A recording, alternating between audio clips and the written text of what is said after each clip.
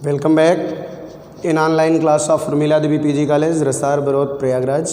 My self Neeraj Tiwari. पिछले video में हमने आपको theory of Joule Thomson expansion के बारे में बताया। हमने जैसे कि पढ़ा है कि during Joule Thomson expansion when a gas is allowed to expand from a higher pressure region to a lower pressure region through a porous plug in adiabatic process, the temperature of gas is changed and this effect is known as Joule Kelvin effect or Joule Thomson effect। ठीक है, यानी हमने आपको पीछे की video में ये बताया theory of Joule Thomson expansion में। जूल थॉम्सन एक्सपेंशन के बारे में हमको पता है कि जब हम किसी गैस को, किसी रियल गैस को हायर प्रेशर रीजन से उच्च दाब क्षेत्र से निम्न दाब क्षेत्र की ओर पोरस प्लग के माध्यम से एडियाबैटिक प्रोसेस में गुजारते हैं तो गैस के टेम्परेचर में चेंजिंग होती है। तो गैस के टेम्परेचर में कितना चेंजिंग होती है ये हमने थियरी के माध्यम से, डेरिवेशन के माध्यम से हमने ये देखा कि गैस के टेम्परेचर में जो चेंजिंग होती है, change in temperature is equal to होता है -1/Cp into 2A/RT1 - B into dP के। यानी द चेंज इन टेम्परेचर जो होता है, गैस के टेम्परेचर में जो भी चेंजिंग होती है वो डिपेंड करती है किसकी वैल्यू पे, dP पे डिपेंड करती है। यानी प्रेशर में जितना ज़्यादा डिफरेंस रहेगा टेम्परेचर में उतनी ज़्यादा चेंजिंग हमको प्राप्त होगी। ठीक, अब यहाँ सिंस वी नो दैट, हम जानते हैं, यहाँ से हम जानते हैं कि dP is a positive quantity. dP की वैल्यू हमेशा पॉजिटिव होगी। क्यों होगी? क्योंकि dP इज इक्वल टू होता है P1 - P2 where P1 is the initial pressure at initial pressure यानी higher pressure and P2 is the final pressure and this is the lower pressure. यानी constant higher pressure से हम constant lower pressure region में gas को expand करते हैं during the Joule Thomson expansion. तो in the Joule Thomson expansion the value of dP always positive. तो value positive होगी तो यहाँ हम लिख सकते हैं since in the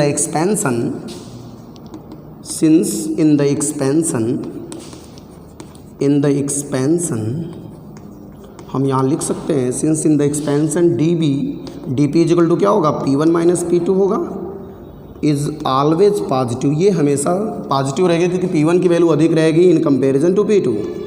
is always positive. ठीक, इज ऑलवेज पॉजिटिव साइन। ठीक है, पॉजिटिव।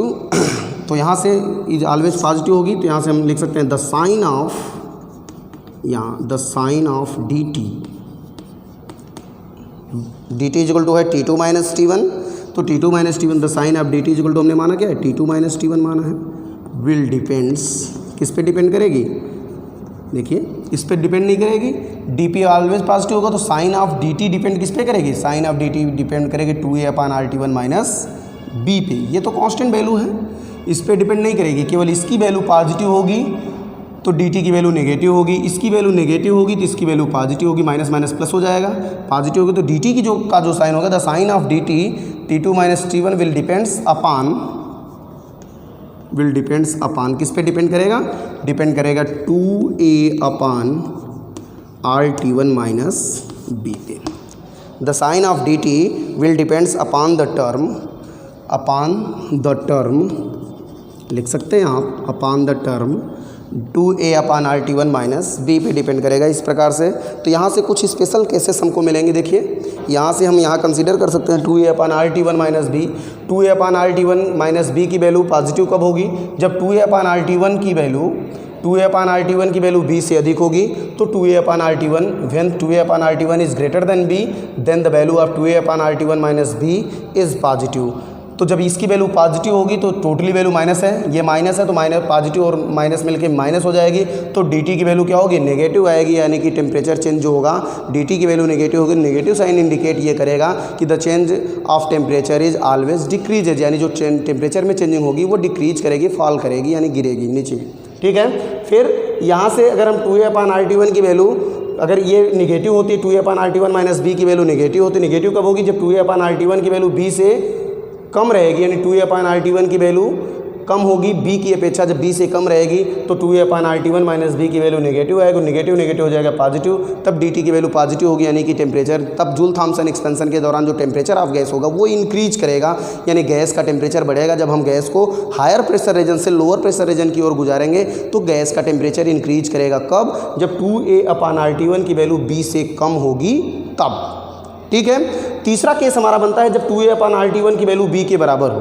जब 2a/RT1 की वैल्यू b के बराबर होगी, तो जब 2a/RT1 की वैल्यू b के बराबर होगी तो ये दोनों आपस में इक्वल होंगे, तो आपस में सब्सट्रैक्ट होकर वैल्यू क्या हो जाएगी, 0 हो जाएगी, और dt की वैल्यू क्या होगी, 0 हो जाएगी। यानी कहने का मतलब dt की वैल्यू dp ऑलवेज पॉजिटिव होगा, तो साइन ऑफ dt यानी dt की का जो साइन है ये पॉजिटिव होगा, नेगेटिव होगा या 0 होगा, क्या होगा, ये इसकी वैल्यू ये डिपेंड करेगी 2a/RT1 माइनस b पे। तो 2a/RT1 की वैल्यू समझ रहे हैं, जब 2a/RT1 की वैल्यू b से अधिक रहेगी, 2a/RT1 की वैल्यू b से अधिक रहेगी तो इसकी वैल्यू पॉजिटिव आएगी, टोटल वैल्यू नेगेटिव होगी, dt की वैल्यू नेगेटिव होगी, यानी कि टेम्परेचर डिक्रीज करेगा। तब गैस को जब हम हायर प्रेशर रीजन से लोअर प्रेशर रीजन की ओर गुजारेंगे, कब, जब 2a/RT1 की वैल्यू b से कम होगी, 2a/RT1 की वैल्यू b से अधिक होगी, तब जब हम गैस को हायर प्रेशर रीजन से लोअर प्रेशर रीजन की ओर गुजारेंगे तो गैस का टेम्परेचर डिक्रीज करेगा, क्योंकि dt की टोटल वैल्यू नेगेटिव आएगी। ठीक है, इसके बाद यदि 2a/RT1 की वैल्यू b से कम होती है तो इसकी वैल्यू क्या आएगी, नेगेटिव आएगी, और नेगेटिव नेगेटिव हो जाएगा पॉजिटिव, यानी dt की वैल्यू पॉजिटिव आएगी। तब क्या होगा इस कंडीशन में, when 2a/RT1 is less than the b, when 2a/RT1 is less than b, then the gas passing through porous plug from higher pressure region to lower pressure region, so heating effect and the temperature of gas is increases। तब temperature में जो changing होगी वो increase करेगी, gas का temperature में परिवर्तन बढ़ेगा। यानी बढ़ेगा का मतलब है कि गैस का टेम्परेचर इंक्रीज करेगा, गैस हीटिंग इफेक्ट शो करेगी, कब, जब 2a/RT1 की वैल्यू b से कम होगी तब। और एक कंडीशन ऐसा आएगा जिसमें दोनों वैल्यू इक्विवेलेंट हो जाएंगी। जब दोनों वैल्यू इक्विवेलेंट हो जाएंगी तो dt की वैल्यू क्या होगी, 0 हो जाएगी, और उस वैल्यू पे जब 2a/RT1 की वैल्यू b के बराबर आ जाएगी तो b के बराबर आएगी dt की वैल्यू 0 हो जाएगी। यानी there are no change of temperature takes place under Joule Thomson expansion, यानी किसी भी प्रकार का टेम्परेचर में परिवर्तन नहीं होगा। यानी कहने का मतलब at this condition the gas will not show heating effect और कूलिंग इफेक्ट, यानी गैस न तो हीटिंग इफेक्ट शो करेगी न ही कूलिंग इफेक्ट शो करेगी। समझ रहे हैं ना, गैस न तो हीटिंग इफेक्ट शो करेगी न कूलिंग इफेक्ट शो करेगी जब 2a/RT1 की वैल्यू b के बराबर हो जाएगी तब। ठीक है, तो हम 3 स्पेशल केसेस यहाँ पढ़ते हैं। तो यहाँ लिखेंगे हियर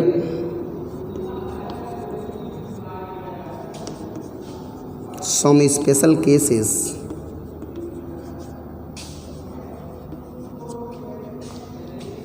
और arise.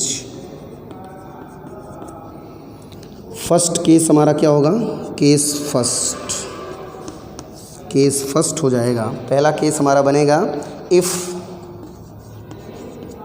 2a/RT1 is greater than b, if 2a/RT1 is greater than b और r या T1 को इधर कर दें, T1 को इधर करें तो हो जाएगा 2a/RB is greater then T1, 2a/RB is greater then T1, या इम्प्लाइज दैट इसी को कह सकते हैं कि T1 is less then 2a/RB के, T1 is less then 2a/RB के।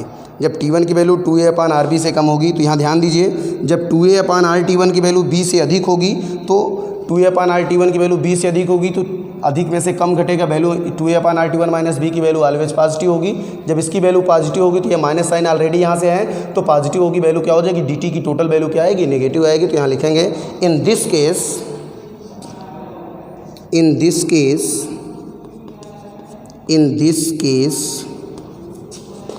The sign of dt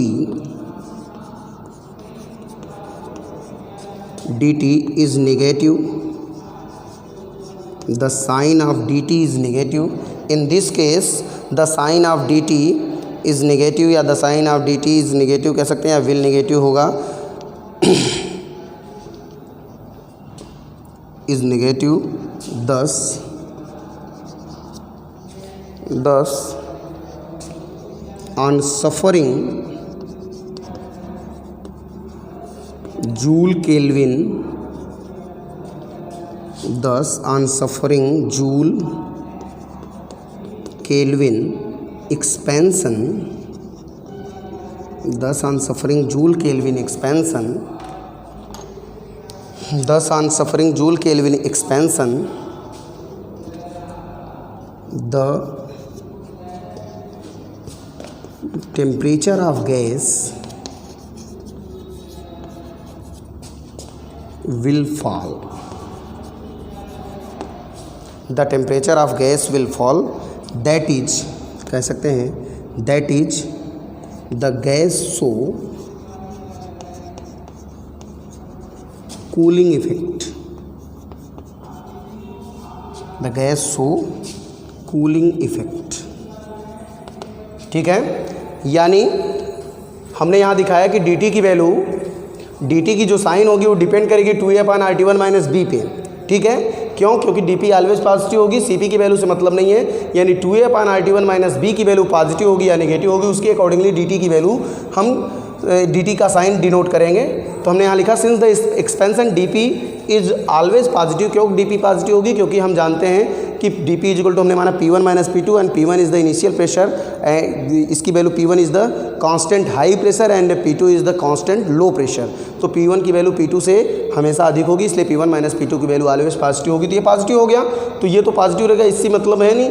the sign of dt यानी T2 - T1 will depends upon the term 2a/RT1 - b पे डिपेंड करेगा. 2a/RT1 - b की का साइन जो रहेगा उसके अकॉर्डिंगली dt का साइन क्लियर होगा. ठीक है, तो यहाँ हमने माना कि if 2a/RT1 is greater than b, यदि 2a/RT1 की वैल्यू जो है वो b से अधिक हो तो हम यहाँ इसको इधर ले आते हैं, इसको इधर ले जाते हैं. 2a/RB is greater then T1, या हम कह सकते हैं T1 की साइड देखिए मुँह बंद है, यानी T1 is less than 2a/RB. यानी जब T1 की वैल्यू 2a/RB से कम होगी, यानी टेम्परेचर ऑफ T1 क्या है? T1 is the initial temperature of gas. Gas का इनिशियल टेम्परेचर है जब गैस हमारी इनिशियल स्टेट यानी कंपार्टमेंट ए में होती है, लेफ्ट कंपार्टमेंट में होती है. जब गैस हमारी लेफ्ट कंपार्टमेंट यानी कंपार्टमेंट ए में होती है, इनिशियल स्टेट में होती है, उस समय गैस का जो टेम्परेचर होगा, अगर उस टेम्परेचर की वैल्यू 2a/RB से कम होती है तो in this case the sign of dt is negative. तो इस केस में जो टेम्परेचर चेंज होगा dt की वैल्यू क्या होगी? नेगेटिव आएगी. नेगेटिव आएगी इसका मतलब क्या है? 10 on suffering Joule Kelvin effect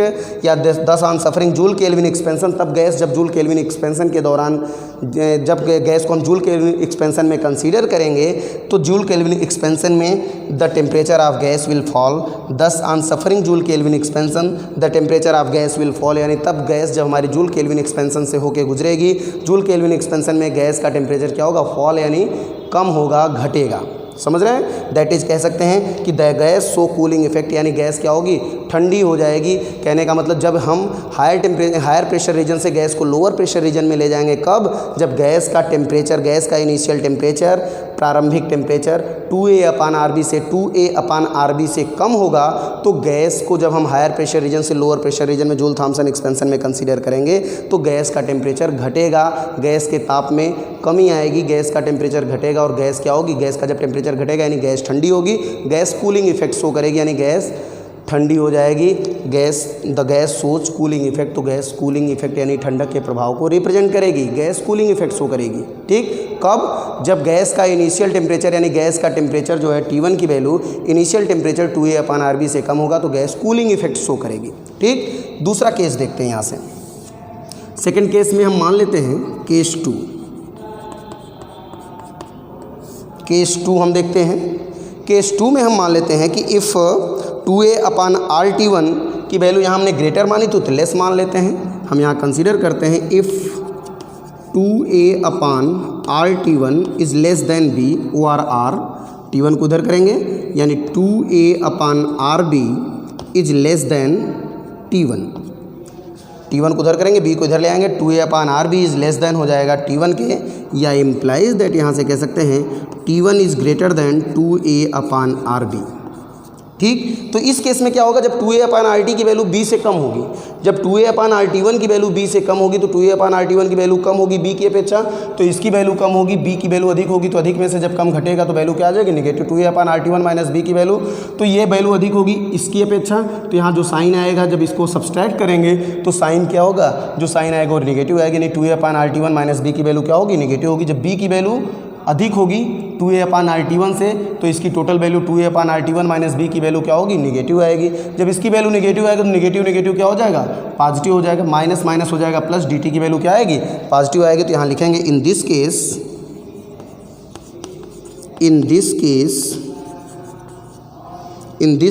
the sign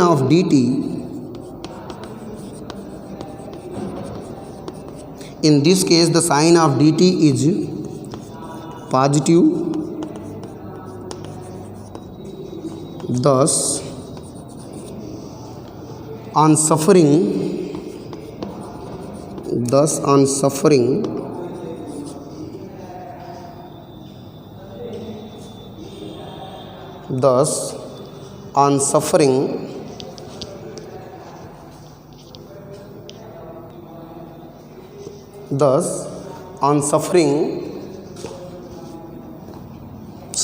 Joule Kelvin expansion, thus on suffering Joule Kelvin expansion, thus on suffering Joule Kelvin expansion, the temperature of gas on Joule-Thomson Kelvin expansion, the temperature of gas will increase,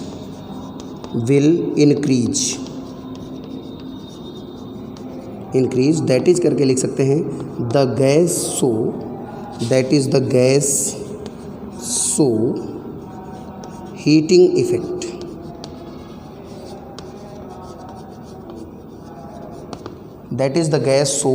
effect, ठीक है। Second case में हम देखते हैं कि जब if 2a/RT1 is less than b, यानी जब 2a/RT1 की वैल्यू b से कम होगी तो 2a/RT1 माइनस b की वैल्यू क्या होगी, नेगेटिव होगी। 2a/RT1 की वैल्यू 2a/RT1 माइनस b की वैल्यू, जब 2a/RT1 की वैल्यू b से कम होगी तो 2a/RT1 माइनस b की वैल्यू नेगेटिव आएगी। जब इसकी वैल्यू नेगेटिव आएगी तो नेगेटिव नेगेटिव मिलके हो जाएंगे पॉजिटिव, और dt की वैल्यू क्या होगी, पॉजिटिव होगी। तो हमने लिखा in this case the sign of dt is positive, thus on suffering Joule Kelvin expansion the temperature of gas will increases. तब जब हम किसी गैस को इस कंडीशन में केस 2 में, यानी जब गैस का जो इनिशियल टेम्परेचर होगा उसकी वैल्यू 2a/RB से अधिक होगी, यानी T1 की वैल्यू जब 2a/RB से अधिक होगी, उस केस में जब हम गैस को हायर प्रेशर रीजन से लोअर प्रेशर रीजन की ओर पोरस प्लग के माध्यम से जूल-थॉम्सन एक्सपेंशन में गुजारेंगे तो गैस का टेम्परेचर क्या होगा, इंक्रीज करेगा। तो हमने यहाँ लिखा कि thus on suffering Joule Kelvin expansion, कब, when the temperature of gas is increases, when the temperature of gas is greater than the 2a/RB। 2a/RB से जब टेम्परेचर, इनिशियल टेम्परेचर गैस का अधिक होगा, T1 की वैल्यू जब 2a/RB से अधिक होगी तो गैस जूल-थॉम्सन एक्सपेंशन के दौरान गैस का टेम्परेचर क्या होगा, इंक्रीज करेगा, और गैस क्या शो करेगी, the gas show heating effect, और गैस हीटिंग इफेक्ट को शो करेगी। यानी जब हम गैस को हायर प्रेशर रीजन से लोअर प्रेशर रीजन की ओर, जब हम गैस को हायर प्रेशर रीजन से लोअर प्रेशर रीजन की ओर ले जाएंगे, कब, जब गैस का इनिशियल टेम्परेचर 2a/RB से अधिक होगा, तो गैस को हायर प्रेशर रीजन से लोअर प्रेशर रीजन पे जब हम ले जाएंगे तो गैस का टेम्परेचर इंक्रीज करेगा और गैस कूलिंग इफेक्ट शो करेगी। ठीक, अब तीसरा कंडीशन आता है, या तो 2a/RT1 की वैल्यू b से कम हो या 2a/RT1 की वैल्यू b से अधिक हो, ये दोनों हमने देखा। जब 2a/RT1 की वैल्यू b से अधिक होगी तो गैस कूलिंग इफेक्ट शो करती है, और जब 2a/RT1 की वैल्यू b से कम होती है तो गैस हीटिंग इफेक्ट शो करती है। यानी कहने का मतलब है कि जब इनिशियल टेम्परेचर गैस का 2a/RB से कम होता है, जब इनिशियल टेम्परेचर गैस का 2a/RB से कम होता है तो गैस कूलिंग इफेक्ट शो करती है, यानी गैस जूल-थॉम्सन एक्सपेंशन से होकर गुजरने के बाद ठंडी हो जाती है। और जब गैस का इनिशियल टेम्परेचर 2a/RB से अधिक होता है तो गैस जूल-थॉम्सन एक्सपेंशन के दौरान, जूल-थॉम्सन एक्सपेंशन से होकर गुजरने के बाद, यानी पोरस प्लग के माध्यम से गुजरने के बाद, हायर प्रेशर रीजन से लोअर प्रेशर रीजन में पोरस प्लग के माध्यम से गुजरने के बाद गैस का टेम्परेचर इंक्रीज करता है, गैस हीटिंग इफेक्ट शो करती है। ठीक है, नेक्स्ट तीसरा कंडीशन हम देखते हैं।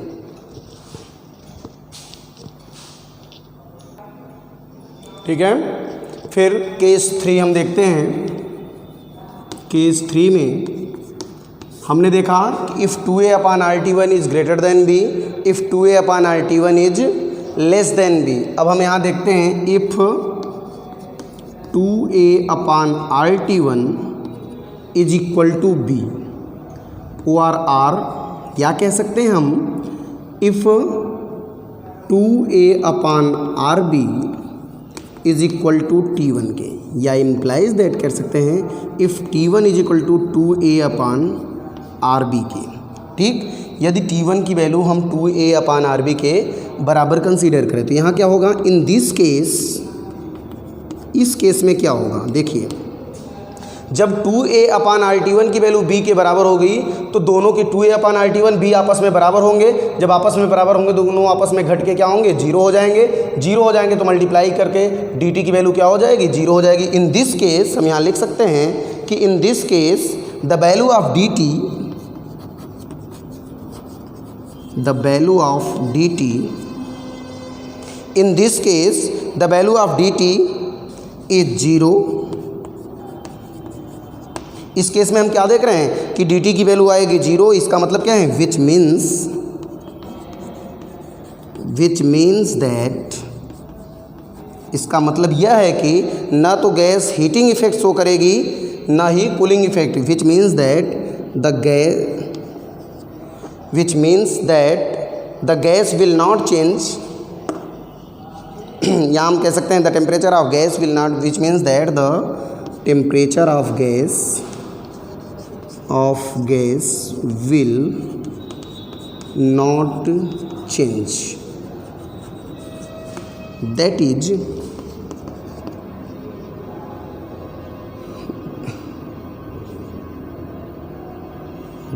is on suffering Joule-Thomson expansion,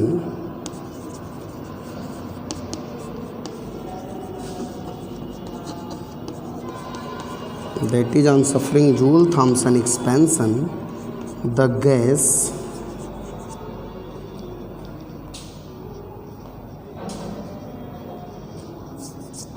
the temperature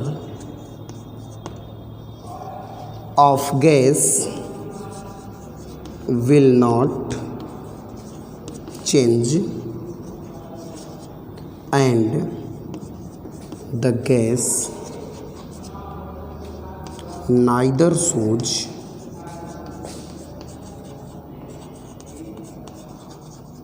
heating,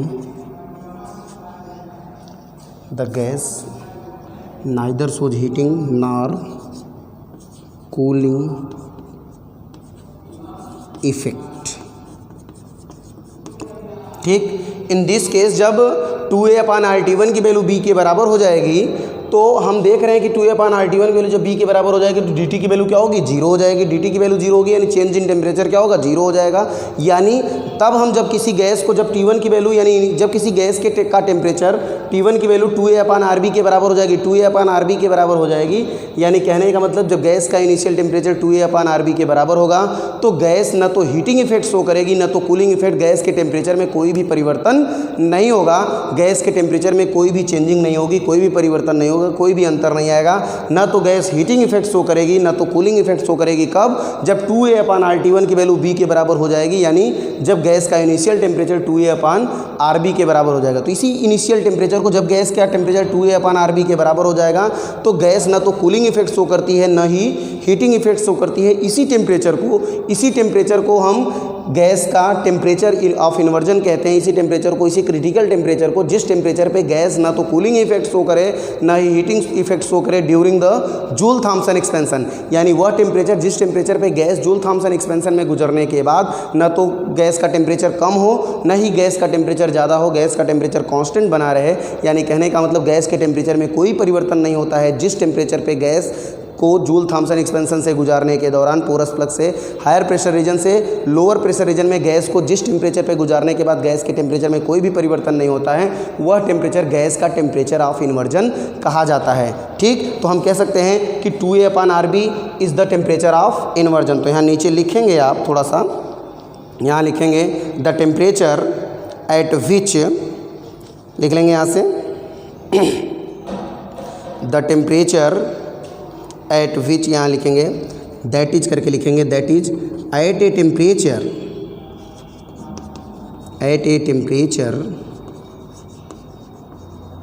that is करके हम लिख सकते हैं यहाँ से, दैट इज करके लिख सकते हैं। क्या लिख सकते हैं, लिख सकते हैं at a temperature where the gas neither shows, thus at a temperature where the gas, that is करके लिखेंगे at a temperature where the gas neither shows heating nor cooling effect the gas neither shows heating nor cooling effect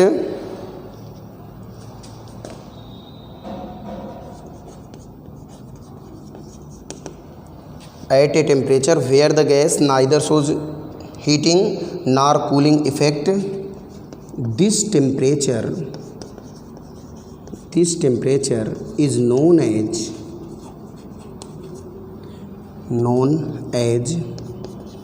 temperature of inversion. It is denoted by Ti, that is Ti is equal to 2A upon RBK, that is Ti is equal to हो जाएगा 2A upon RBK। ठीक, यहाँ से हमने कहा कि एक ऐसा कंडीशन जब हम 2A अपान RT1 की वैल्यू B के बराबर मानेंगे तो DT की वैल्यू हो जाती है 0, यानी गैस का टेम्परेचर में किसी भी, यानी तब गैस को जब हम जूल थॉम्सन एक्सपेंशन में कंसीडर करेंगे तो गैस के टेम्परेचर में किसी भी प्रकार का परिवर्तन नहीं होता है। कब? जब गैस का टेम्परेचर यानी इनिशियल टेम्परेचर 2A अपान RB के बराबर होगा। जब गैस का टेम्परेचर T1 की वैल्यू 2A अपान RB के बराबर होगी तो गैस ना तो कूलिंग इफेक्ट शो करेगा न ही हीटिंग इफेक्ट शो करेगा, यानी गैस के टेम्परेचर में किसी भी प्रकार का परिवर्तन नहीं होगा, टेम्परेचर नहीं चेंज होगा। ठीक, तो इसी टेम्परेचर को, वह टेम्परेचर जिस टेम्परेचर पे गैस को जूल थॉम्सन एक्सपेंशन के दौरान, यानी जिस टेम्परेचर पे गैस को यानी कि हायर प्रेशर रीजन से लोअर प्रेशर रीजन पे पोरस प्लग के माध्यम से एडियाबैटिकली गुजारने पे गैस के टेम्परेचर, यानी कि गैस का वह ताप जिस ताप पर गैस को जूल थॉम्सन एक्सपेंशन से गुजारने के बाद गैस के टेम्परेचर में कोई परिवर्तन नहीं होता है, वही टेम्परेचर गैस का टेम्परेचर ऑफ इन्वर्जन कहा जाता है। इसलिए हमने यहाँ लिखा that is at a temperature where the gas neither shows heating nor cooling effect, this temperature is known as temperature of inversion and it is denoted by Ti, यानी वह temperature जिस टेम्परेचर पे गैस न तो cooling effect show करती है न ही heating effect show करती है, वही टेम्परेचर गैस का टेम्परेचर ऑफ इन्वर्जन कहा जाता है। और इसकी वैल्यू क्या होती है, इसको हम Ti से डिनोट करते हैं, यानी 2A अपान RB क्या होगा, गैस का टेम्परेचर ऑफ इन्वर्जन कहा जाएगा। यानी इसको हम 2A अपान RB, क्योंकि 2A अपान RB ही वह ताप टेम्परेचर है जिसपे गैस न तो कूलिंग इफेक्ट शो करती है न ही हीटिंग इफेक्ट शो करती है, इसलिए 2A अपान RB हमारा क्या होगा, टेम्परेचर ऑफ इन्वर्जन कहा जाएगा। तो ये एक क्रिटिकल टेम्परेचर है जिस टेम्परेचर पे अगर हम किसी गैस को कंसीडर करें और उसको हायर प्रेशर रीजन से लोअर प्रेशर रीजन में जूल थॉम्सन एक्सपेंशन के दौरान गुजारें, एक्सपेंड करें, तो गैस के टेम्परेचर में किसी भी प्रकार का परिवर्तन नहीं होगा। समझ में आया कि नहीं? यानी कहने का मतलब है कि यदि किसी गैस को हम कंसीडर करते हैं, किसी भी रियल गैस को कंसीडर करें, अगर उस रियल गैस को हम उसके टेम्परेचर ऑफ इन्वर्जन पे फिक्स करें, यानी उसका इनिशियल टेम्परेचर हम कंसीडर करें, उसका इनिशियल टेम्परेचर यदि टेम्परेचर ऑफ इन्वर्जन के बराबर रहेगा तो गैस को जब हम जूल थॉम्सन एक्सपेंशन में कंसीडर करेंगे तो गैस के टेम्परेचर में किसी भी प्रकार का परिवर्तन नहीं होगा। जैसा कि जूल थॉम्सन ने बताया था कि जब हम किसी रियल गैस को हायर प्रेशर रीजन से लोअर प्रेशर रीजन में एडियाबैटिक प्रोसेस के माध्यम से पोरस प्लग से गुजारते हैं तो गैस के टेम्परेचर में परिवर्तन होता है। लेकिन यदि हम किसी गैस को उसके टेम्परेचर ऑफ इन्वर्जन पे, यानी यदि किसी गैस को उसके टेम्परेचर ऑफ इन्वर्जन पे कंसीडर करके जैसे मान लेते हैं किसी गैस का टेम्परेचर ऑफ इन्वर्जन मानते हैं, जैसे मान लेते हैं किसी गैस का temperature of inversion 10 degree centigrade, अगर उसको हम 10 डिग्री सेंटीग्रेड पे फिक्स करके उसको हायर प्रेशर रीजन से लोअर प्रेशर रीजन पे गुजारेंगे तो गैस के टेम्परेचर में कोई भी परिवर्तन नहीं होगा। कब? जब गैस को हम गैस का इनिशियल टेम्परेचर जो होगा उसके टेम्परेचर ऑफ इन्वर्जन के बराबर होगा तब, यानी जब T1 की वैल्यू Ti के बराबर होगी तो गैस ना तो कूलिंग इफेक्ट शो करेगी न ही हीटिंग इफेक्ट शो करेगी। तो इस प्रकार से जो तीन कंडीशन हमने देखे, केस फर्स्ट में हमने देखा था, यहाँ से ध्यान से देख लेंगे। केस फर्स्ट में हमने आपको दिखाया कि जब T1 की वैल्यू लेस देन होगी 2A अपान RB से, जब T1 की वैल्यू 2A अपान RB से लेस होगी, यानी 2A अपान RB क्या है, टेम्परेचर ऑफ इन्वर्जन है, यानी जब इनिशियल टेम्परेचर गैस का इनिशियल टेम्परेचर उसके टेम्परेचर ऑफ इन्वर्जन से कम होगा तब गैस को जब हम जूल थॉम्सन एक्सपेंशन में कंसीडर करेंगे, यानी तब हम गैस को जब गैस का इनिशियल टेम्परेचर उसके टेम्परेचर ऑफ इन्वर्जन से कम होगा, जब गैस का इनिशियल टेम्परेचर उसके टेम्परेचर ऑफ इन्वर्जन से कम होगा तब हम गैस को जब हम जूल थॉम्सन एक्सपेंशन में कंसीडर करेंगे तो गैस जूल थॉम्सन एक्सपेंशन के दौरान जब हम उसको हायर प्रेशर रीजन से लोअर प्रेशर रीजन में गुजारेंगे तो गैस क्या होगी, कूलिंग इफेक्ट शो करेगी, यानी गैस का टेम्परेचर डिक्रीज करेगा, गैस का टेम्परेचर कम होगा, गैस ठंडी होगी। जूल थॉम्सन एक्सपेंशन में हायर प्रेशर रीजन से गैस को जब हम लोअर प्रेशर रीजन में ले जाएंगे तो उसका टेम्परेचर डिक्रीज करेगा। बात समझ में आई कि नहीं? यानी कहने का मतलब है कि जब गैस का इनिशियल टेम्परेचर उसके टेम्परेचर ऑफ इन्वर्जन से कम रहेगा तो गैस कूलिंग इफेक्ट शो करेगी। दूसरे केस में हमने आपको दिखाया था, दूसरे केस में हमने आपको दिखाया कि जब T1 की value T1 is greater then 2A/RB, यानी कह सकते हैं implies that T1 is greater then TI। 2A/RB की वैल्यू TI के बराबर, टेम्परेचर ऑफ इन्वर्जन के बराबर है। यानी कहने का मतलब है कि जब गैस का इनिशियल टेम्परेचर उसके टेम्परेचर ऑफ इन्वर्जन से कम होगा तब गैस को जब हम जूल थॉम्सन एक्सपेंशन में कंसीडर करेंगे तो गैस कूलिंग इफेक्ट शो करेगी। जब गैस का इनिशियल टेम्परेचर T1 की वैल्यू उसके टेम्परेचर ऑफ इन्वर्जन से अधिक रहेगी तो गैस हीटिंग इफेक्ट शो करेगी। इस केस में क्या होगा, कूलिंग होगा। इस केस में गैस कूलिंग इफेक्ट शो करेगी और इस केस में गैस क्या होगी, हीटिंग इफेक्ट शो करेगी सेकंड केस में, ठीक। और तीसरा कंडीशन हमने अभी आपको बताया कि जब T1 इज इक्वल टू क्या होगा, TI के, यानी जब T1 की वैल्यू 2A/RB के बराबर होगी, यानी इम्प्लाइज दैट जब T1 इज इक्वल टू हो जाएगा TI के तब गैस क्या शो करेगी, नो इफेक्ट, कोई भी इफेक्ट नहीं पड़ेगा गैस के टेम्परेचर पे। समझ में आया कि नहीं? इस प्रकार से ये तीन चीज़ें आप याद रखेंगे। जूल थॉम्सन एक्सपेंशन की थियरी हमने आपको बताई, थियरी के आधार पे तीन स्पेशल केस हमने आपको बताए कि जब गैस का इनिशियल टेम्परेचर यानी जिस टेम्परेचर पे गैस को हम हायर प्रेशर रीजन से लोअर प्रेशर रीजन की ओर गुजारते हैं, यदि गैस का इनिशियल टेम्परेचर यानी T1 की वैल्यू उसके टेम्परेचर ऑफ इन्वर्जन से कम रहेगी तो गैस को हायर प्रेशर रीजन से लोअर प्रेशर रीजन में जूल थॉम्सन एक्सपेंशन के दौरान जब हम गुजारेंगे तो गैस का टेम्परेचर ऑलवेज डिक्रीज करेगा। और जब गैस का इनिशियल टेम्परेचर उसके टेम्परेचर ऑफ इन्वर्जन से अधिक रहेगा, यानी जब हम गैस को कंसीडर करेंगे, जिस रियल गैस को हम कंसीडर कर रहे हैं, यदि उसका टेम्परेचर उसका इनिशियल टेम्परेचर T1 की वैल्यू उसके टेम्परेचर ऑफ इन्वर्जन से अधिक होगी तब गैस को जब हम जूल थॉम्सन एक्सपेंशन में कंसीडर करेंगे, यानी हायर प्रेशर रीजन से लोअर प्रेशर रीजन में ले जाएंगे तो गैस का टेम्परेचर इंक्रीज करेगा। लेकिन और तीसरे केस में हमको मिलता है कि जब गैस का इनिशियल टेम्परेचर उसके गैस के टेम्परेचर ऑफ इन्वर्जन के बराबर रहेगा, गैस का इनिशियल टेम्परेचर गैस के टेम्परेचर ऑफ इन्वर्जन के बराबर रहेगा तो गैस न तो हीटिंग इफेक्ट शो करेगी न ही कूलिंग इफेक्ट शो करेगी, गैस के टेम्परेचर में किसी भी प्रकार का परिवर्तन शो नहीं होगा। यानी हमने आपको बताया कि यहाँ कोई भी इफेक्ट नहीं होगा। यानी कहने का मतलब है कि if the temperature of gas is less than the temperature of inversion, then gas show cooling effect. If the temperature of gas is greater than the temperature of inversion, then gas shows the heating effect. If the temperature of gas is equal to the temperature of inversion, then the gas show no any effect. समझ रहे हैं?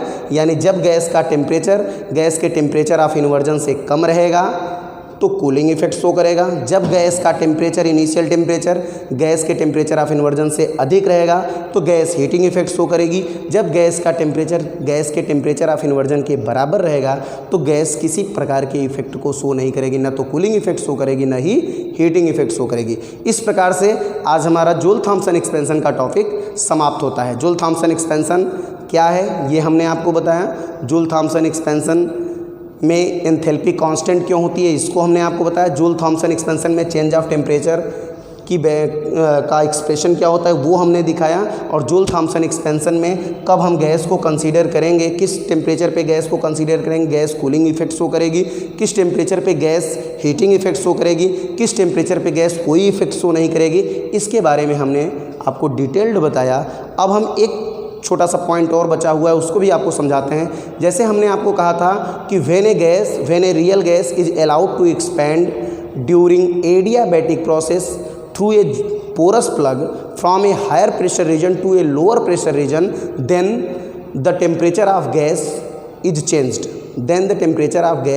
Changed and this effect is known as Joule Thomson effect और Joule Kelvin effect.